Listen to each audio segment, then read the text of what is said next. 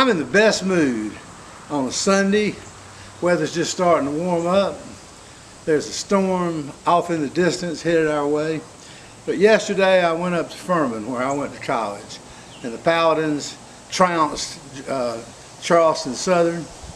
And I can't tell you how much it means for me to go back and tailgate and visit old friends of mine and relive old stories from many years ago. So I'm going to open with Jerry Jeff Walker's song. This was written by Michael Burton. It's called Night Rider's Lament.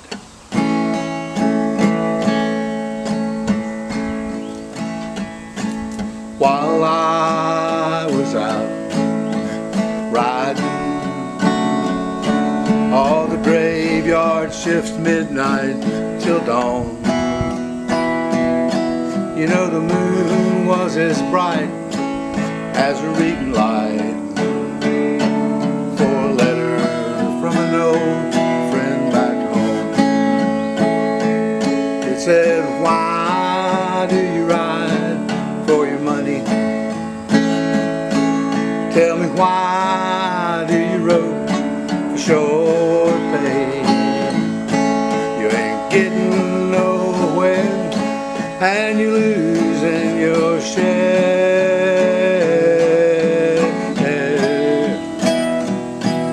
Lord, you must have gone crazy out there.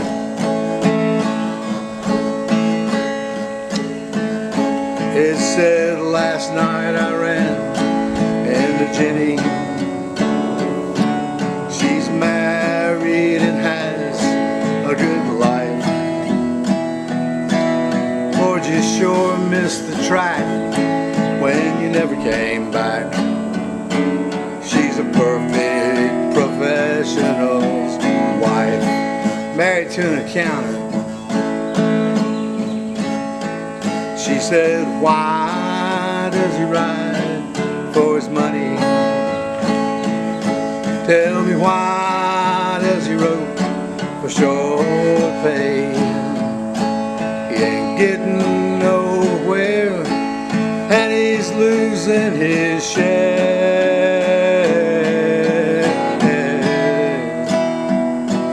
Lord, he must have gone crazy out there.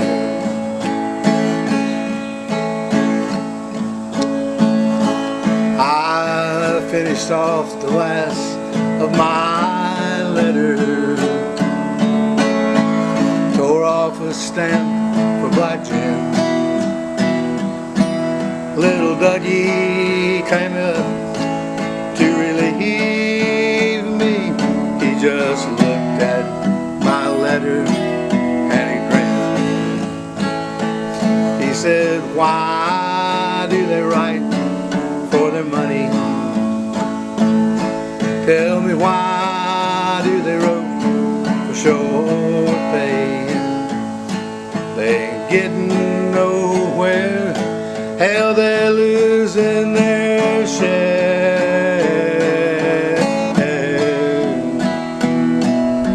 They all must be crazy back there, 'cause they've never seen the northern lights. They've never seen a hawk on the wing. They've never seen spring hit the Great Divide.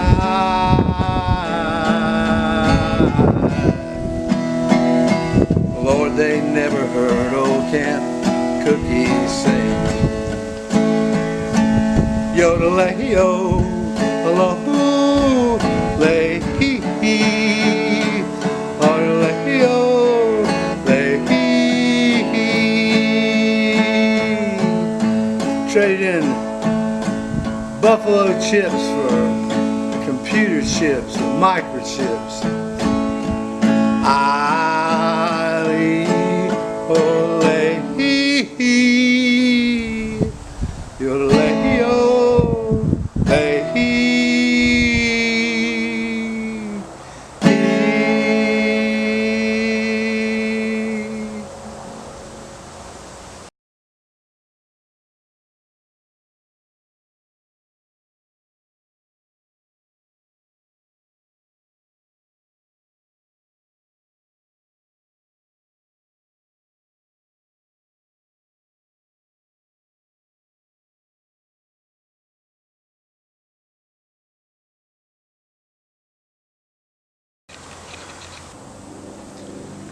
Now let me talk to you about my other alma mater, the Clinton Red Devils.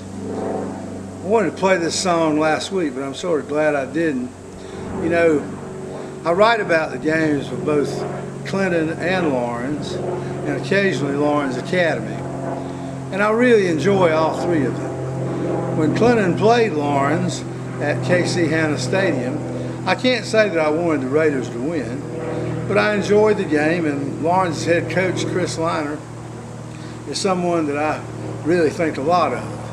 And I think a lot of Clinton's brand new coach, Corey Fountain. But I don't know him as well as I do Chris. So I wanted the Red Devils to win. And another thing is, Lawrence won it 28-0. And probably the highlight of the night, strangely enough, was when the lights went out for a half an hour. But it was 28-0. And you know, I got thinking, as far as the Red Devils are concerned, I got home and I turned, while I was working on the game and typing in the stats and looking through pictures and trying to come up with something on Lawrence Academy's victory in its first game against Northside Christian, I started watching the highlights on local TV, and I realized that it's not quite the same as it used to be. When I was playing football, if you beat somebody 28-0, that was a blowout. Today I was watching the highlights, or Friday night late, I was watching the highlights, and it would be something like, the big game between Fernwood and Glendale was tonight. And here, Fernwood's Ricky Thompson roared in from 18 yards out to tie the game at 6-6. From then on, Glendale won by a score of 57-6. So the scores are much higher, and I think there's a lot to feel good about with the Clinton Red Devils, and we'll know a lot more when they hopefully play at home in their first home game against Broome on Friday night. However, everything is so much in the air because there's this storm out there, and so we don't know which way it's going to go. But Lawrence is supposed to play at Myrtle Beach, and it might be played early, it might be played late, it might not be played at all. But everything is up in the air regarding outdoor sports once the end of the week comes along. But here is the song that I started writing about 25 years before I picked up a guitar. That, of course, shows. And I started writing it because we used to sing on the bus coming home from games. So this is my song, Go Big Red. Got to play it sometime before football season is too far along.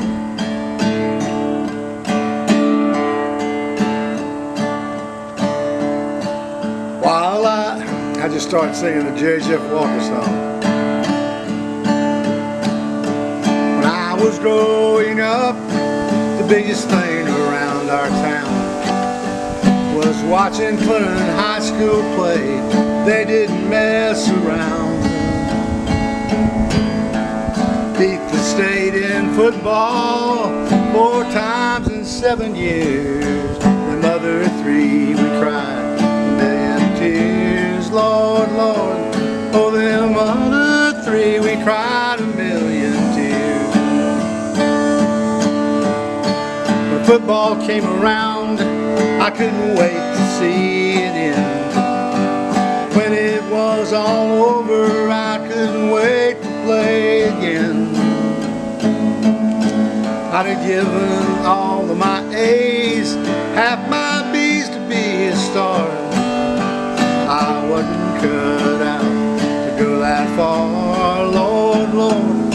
No, I wasn't cut out to go that far. Oh, go big red, don't you let them people down. They bet their paycheck on you when the mill let out downtown. They probably give the other team 7 points to boot. Our pride and pocketbooks can't stand to lose.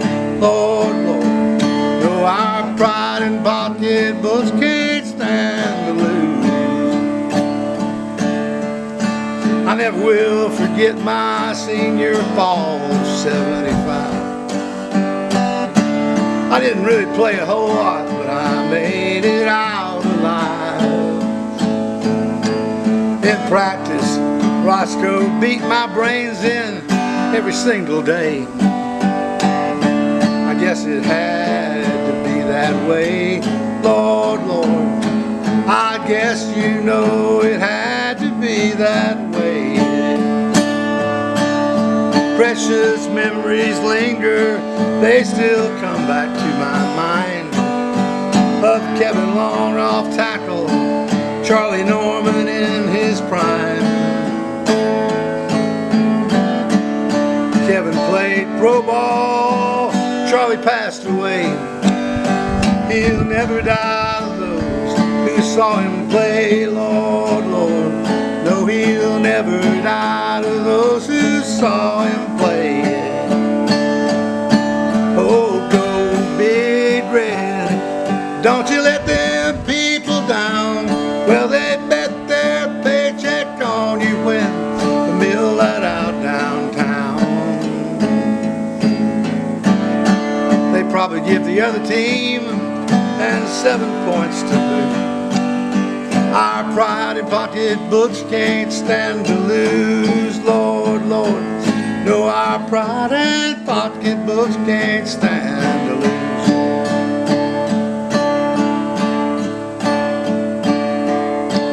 It had been quite a while since our boys won it all. But in '09, they became the master of the fall. They beat the same team mine did 34 years before. Myrtle Beach ain't a bragging anymore, Lord, Lord. No, the Seahawks ain't a bragging anymore. The years pass by, but the story never dies. When the fall comes, the Red Devils come alive. Well, the names and numbers change, but it's like a rolling stone. Go out there, boys, and win one of your own, Lord, Lord. Oh, go out there, boys, and win one of your own.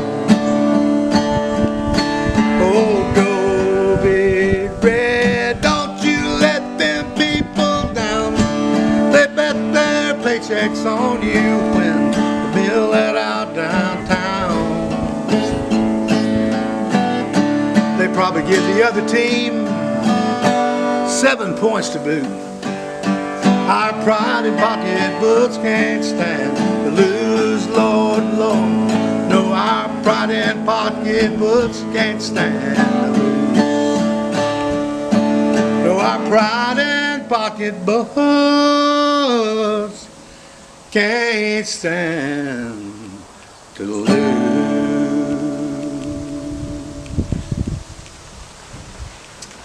While we're on the subject, man, I love Darlington Raceway. There's a little cool breeze come through there just because I mentioned the track Too Tough to Tame.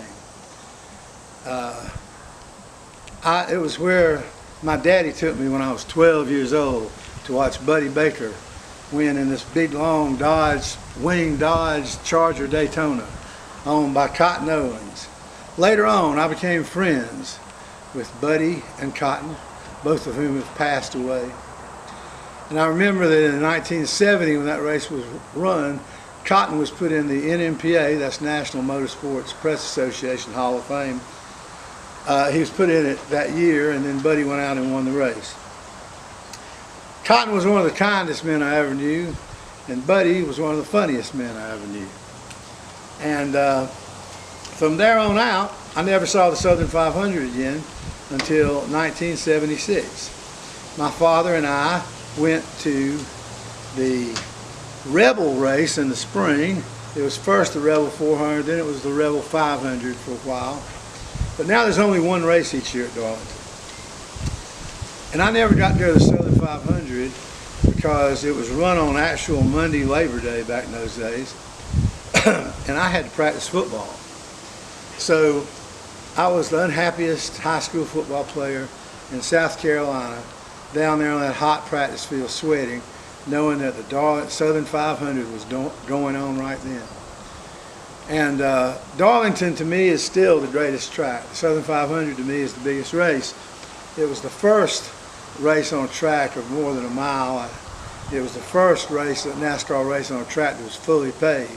The first one was in 1950, won by Johnny Manson of Plymouth. I'm not that old, but I went to my first major race at Bristol in 1965.